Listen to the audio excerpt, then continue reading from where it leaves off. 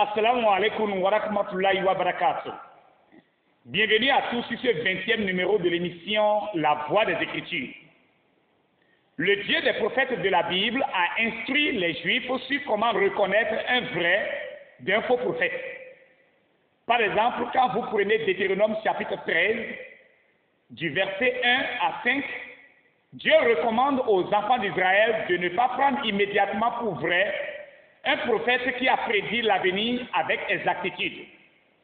C'est-à-dire que même si ce que le prophète a prédit s'est accompli, son message peut le disqualifier lorsque, par exemple, il mentionne en bien le nom d'autres divinités en dehors de l'Éternel. Mais il y a aussi des cas où le prophète peut dire des choses par audace au nom de Dieu, quoique l'Éternel ne lui a jamais parlé. Dans ce cas, Dieu dit dans Deutéronome 18, le verset 21 à 22, qu'il faudra vérifier si ce que le prophète a prédit s'est accompli. Dans l'évangile de Matthieu au chapitre 7, du verset 15 au verset 20, le Seigneur Jésus a ajouté à tout ceci la conduite de celui qui prétend être prophète. Pour le Christ, pour reconnaître un vrai prophète, il faut vérifier si sa vie est conforme à la vie juste que prônent les commandements de Dieu. Comme Mohamed n'est pas un prophète de la Bible, Allah qui est son Seigneur va donner dans le Coran le signe par lequel tous le reconnaîtront comme un faux prophète. Dans la sourate 69, le verset 44 à 46, Allah dit ceci: et s'il avait forgé quelques paroles qu'il nous avait attribuées, nous l'aurions saisi de la main droite, ensuite nous lui aurions tranché la haute.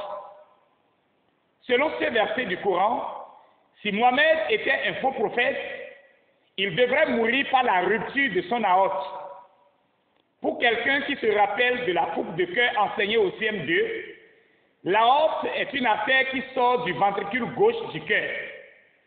Et selon le Coran, la mort par la rupture de l'aorte est le jugement par lequel Allah tuera Mohamed s'il était un faux prophète. Mohamed était dans la force de l'âge quand il disait avoir reçu cette sourate. Il est donc difficile aux gens de son époque de le juger s'il est un vrai ou un faux prophète selon ses propres révélations. Car il leur fallait attendre d'abord sa mort et ensuite vérifier si c'est une mort par rupture de l'aorte avant de tirer une quelconque conclusion.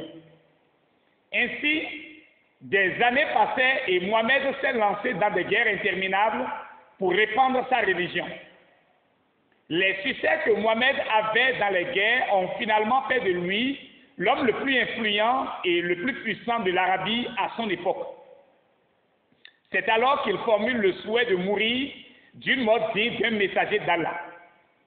Dans Sahih Bukhari, tome 2, hadith numéro 2797, Abu Huraira rapporte: j'ai entendu le prophète dire: je jure par celui qui détient mon âme que je n'aurais pas manqué une seule expédition militaire pour la cause d'Allah s'il n'y avait pas des croyants qui ne seraient pas heureux de rester après moi et que je ne pourrais prendre avec moi faute de monture. Je jure par celui qui détient mon âme que j'aurais voulu être tué au service d'Allah, puis ressuscité, puis tué, puis ressuscité, puis tué, puis ressuscité, puis tué. À force de conquérir des territoires par la guerre pour la cause de l'islam, Mohamed était finalement obsédé par le désir de faire la guerre à cause de sa renommée qui ne cessait de s'agrandir.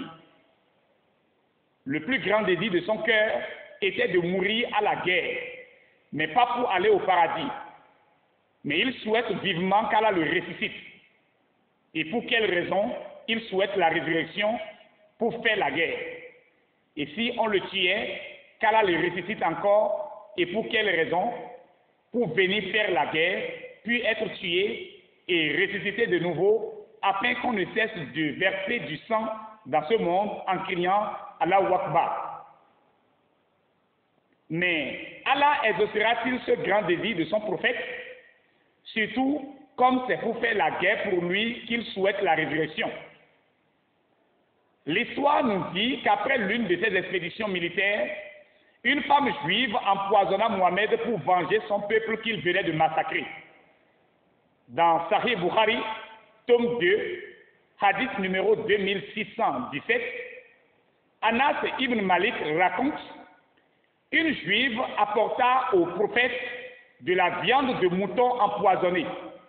Il en mangea. On convoqua la femme. Elle reconnut le fait.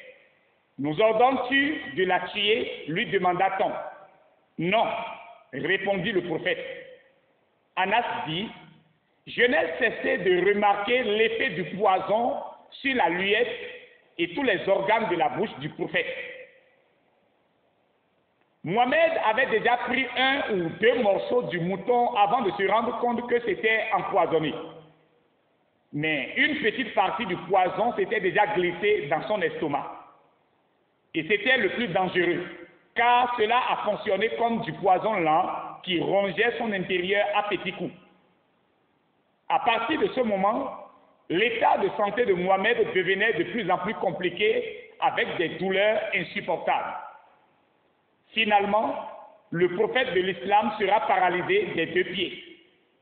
Dans Sahih Bukhari, tome 2, hadith numéro 2588, Aïcha raconte: quand la santé du prophète déclina et que sa souffrance devint plus aiguë, il demanda à ses femmes l'autorisation de se faire soigner dans ma chambre. Elles y consentirent. Le prophète sortit soutenu par Al-Abbas et un autre homme, les pieds traînant par terre. C'est cette maladie qui va l'emporter finalement. Mohammed souffrait énormément et a demandé la permission à ses femmes de se faire soigner chez Aïcha, son épouse enfant. C'est alors qu'il va confier en particulier à celle qui le soignait la cause réelle de sa maladie et ce qui se passe au-dedans de lui. Toujours dans le premier livre authentique de la Sunna, Sahih Bukhari, tome 3, hadith numéro 4428, Aïcha raconte: lors de sa maladie qui l'emporta, le prophète me dit: Aïcha, j'endure toujours la douleur engendrée par le repas que j'ai mangé à Kaïba. C'est maintenant que je sens arriver la rupture de la haute suite au poison mis dans ce repas. C'est Mohammed lui-même qui confesse à sa femme Aïcha ce qu'il sent. Il dit: je sens arriver la rupture de mon aorte suite au poison mis dans ce repas.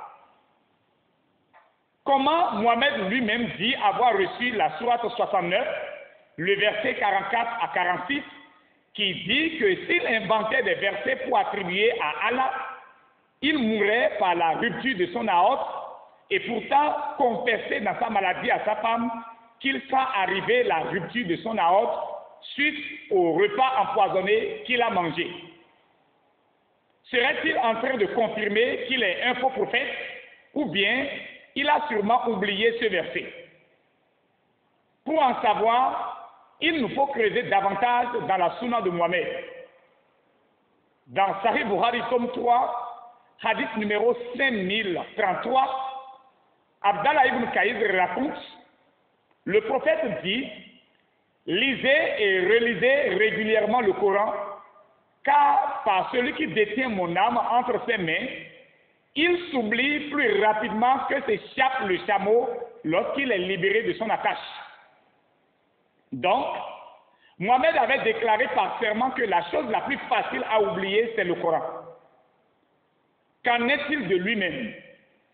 Est-il possible que le prophète de l'islam oublie lui aussi des versets du Coran?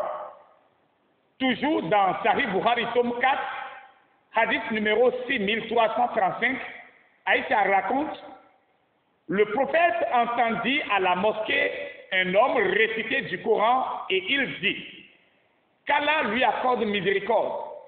Il m'a rappelé tel et tel verset que j'avais oublié de telle sourate. Ainsi donc, la mémoire de Mohammed était faillible et il oubliait lui-même des versets de ses propres révélations.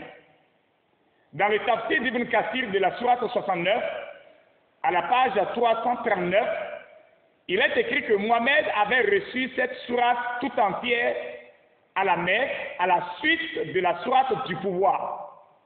Ce qui veut dire que Mohammed a prononcé la sourate 69, le verset 44 à 46, qui dit que s'il était un faux prophète, il allait mourir par la rupture de son aorte il y a 10 ans avant sa maladie.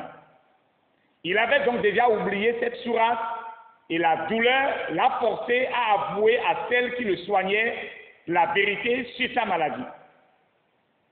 C'est la vie qui est ainsi.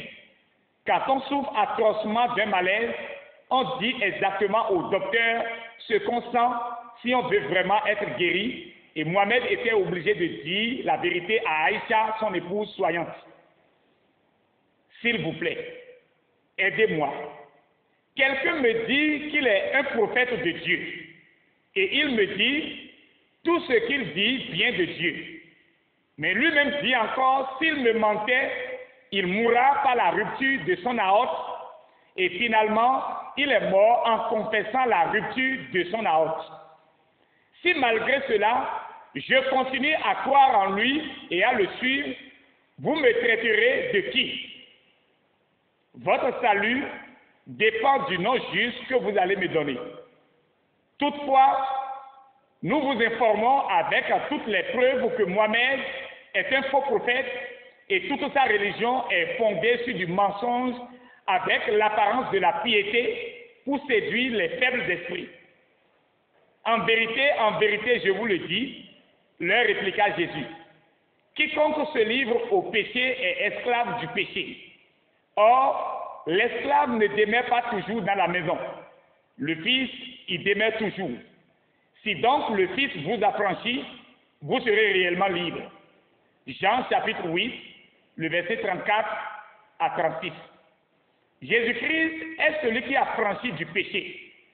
Christ n'est pas de cette création comme vous le croyez. Il dit, vous êtes d'en bas, moi je suis d'en haut. Vous êtes de ce monde, moi je ne suis pas de ce monde. C'est pourquoi je vous ai dit que vous mourrez dans vos péchés. Car si vous ne croyez pas ce que je suis, vous mourrez dans vos péchés. Vous suivez un faux prophète qui vous a fait croire que Christ est de ce bas monde, comme n'importe quel homme. Mais la vérité est que si vous ne croyez pas que Jésus-Christ n'est pas de cette création, vous allez mourir dans vos péchés. Vous avez été avertis. Shalom à tous et à très bientôt. Nos contacts restent les mêmes, plus 229 67 28 54 27 ou plus 229 61 73 45 32.